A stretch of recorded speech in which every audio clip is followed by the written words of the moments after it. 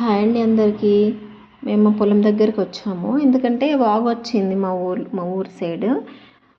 వాగు చూడడానికని వెళ్తున్నాము. ఆల్మోస్ట్ ఒక 2 కిలోమీటర్స్ నడిచాము. ఎందుకంటే సపరేట్గా దారి అయితే లేదు, పొలాల మధ్యలో నుండి వెళ్ళడము. అయితే ఈ వర్షానికి వాటర్ ఎక్కువ వచ్చిన ప్రాబ్లమే అండి. ఎందుకంటే వాటర్ ఎక్కువ రావడం వల్ల వరి పంట మొత్తం ఆల్మోస్ట్ ఖరాబ్ అయిపోయాయి. అందరి చుట్టూ అంటే వాగు వెంబట దారి పక్కకు ఉంటాయి కదా, ఆల్మోస్ట్ అంతా ఖరాబ్ అయిపోయింది పంట అయితే.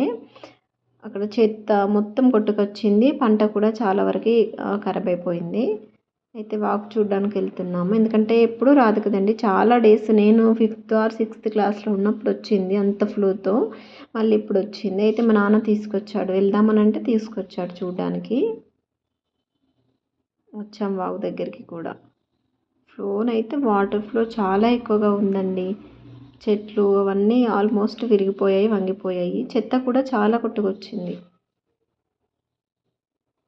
అయితే వాటర్ అయితే చాలా మురికిగా ఉన్నాయి.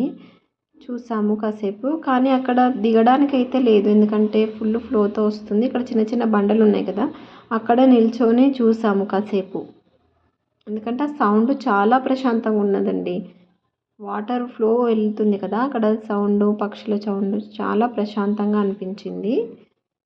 కాసేపు అక్కడ ఎంజాయ్ చేసాము అండ్ కొన్ని ఫొటోస్ దిగాము. మా వాళ్ళైతే ఒక సైడ్ చేపలు పట్టారు.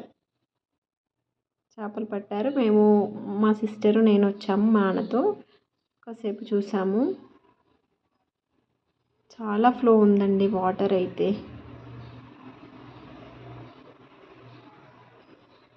శివరాత్రి అప్పుడైతే మా ఊరి సైడ్ వాగుకి ఉష్కలాగా ఉంటుందని తీసుకుంటే అక్కడ లింగం చేసి, స్నానం చేసి, లింగం చేసి, దీపం పెట్టి వెళ్తారు అందరు మా ఊరు వాళ్ళు.